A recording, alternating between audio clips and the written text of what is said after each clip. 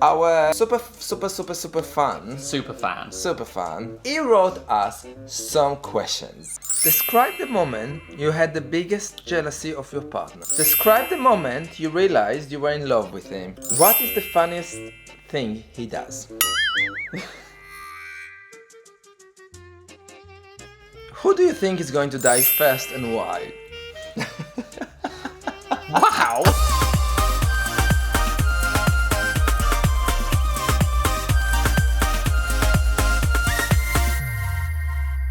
Who do you think is going to die first and why?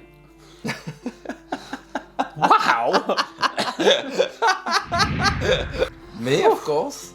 Well, you, because you're older. Yeah. Me, because I smoke more. And I have a more active job.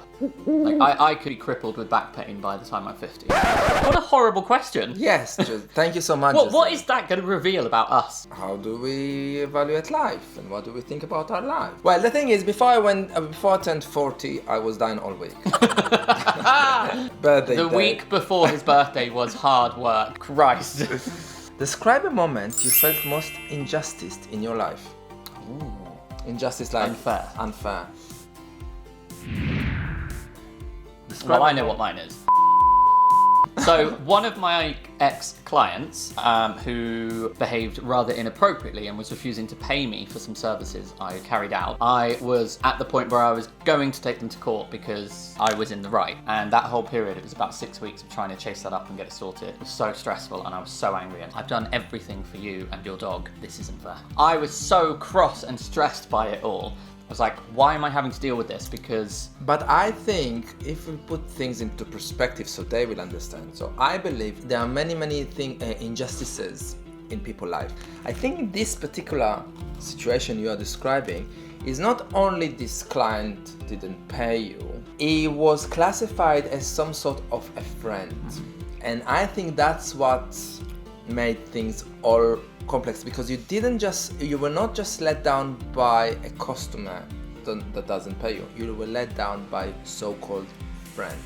And I think I was let down a lot in the past by so-called friends. So I'm kind of a person that trusts immediately someone until I've proven wrong. I'm not like Billy. I don't trust people immediately.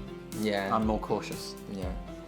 Paris is a good example for injustice. I've been in Paris. I was there with a friend, and she is 66 years old. And it's important to mention that because to understand the complex of the situation, that the Magyar, we can say Magyar? Assailant. The assailant tried to steal her necklace and he failed. He couldn't pull it out. And he dragged her onto the floor, and all this scenario was like, it's still in my head. But let's go to the next question. Is it thank you? Jose, what's going on with you? Oh God, it's gonna be thank you, isn't it? Question number 6. Yeah. Could you poo in front of each other?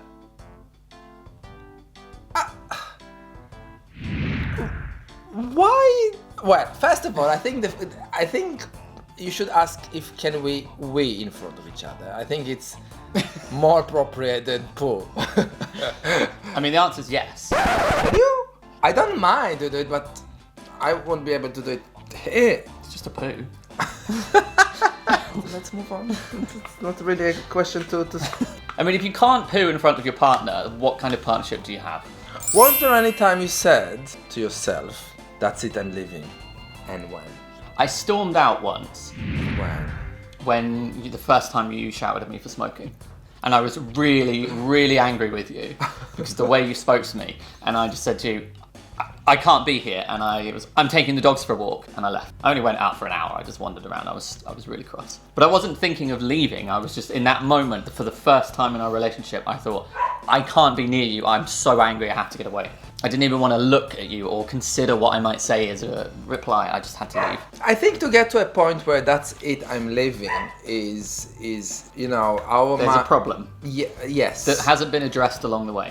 Yes, because unless you are a person that is really insecure in yourself, or you don't have much confidence, or you don't feel secure in the relationship, you will get to that I'm leaving quite frequently and quite fast. However, I don't think we are there yet. And I hope we won't be there. But there were moments where I can question our relationship. Talked about it, we just talked about it yesterday. About how it's hard for you to come into family. So the kids are from a previous relationship and they are almost 9 years old, and you joined to our family when they were 6. And it's hard to be a step parent, and you can tell more about how you feel as a step parent and all the complications. I could talk forever. Maybe that should be an episode of its own to talk about what does it mean to be a step parent and what does it mean to be a step parent in a gay family, which is it's completely another layer of complexity. Yeah, that's the way I'm questioning whether if our relationship will be strong enough to deal with. Shut up! Sorry. If our relationship it will be strong enough to deal with difficult time that in front of us and ahead of us. This fun, is super fun. Joseph is drilling our mind and our brain. What is the most beautiful thing he said to you? I can start and say, I don't know if it's the most beautiful, but you told me to wear vests.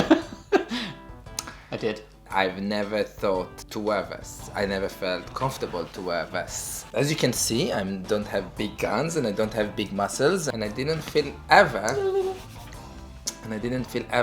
confident to expose myself in that way. And this beautiful man next to me said that I should. Well, actually, it went. I wore a vest when we went to Amsterdam on our first holiday. I put it on and you looked at me like, what the hell are you wearing? I said, I'm just wearing a vest. You're like, what? And I said, they're really comfortable. It's really nice wearing a vest. Yeah, obviously I don't have the body for it, but it's nice when it's hot. And then you bought a vest. And that's how the conversation went. Yeah. My answer is Spliff of Love, the poem/song that he wrote for me. If you haven't seen the video,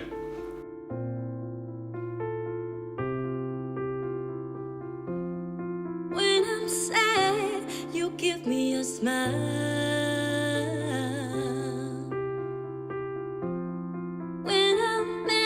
Did you ever said something was good when the fact it wasn't good, just to make him happier at that moment, and when?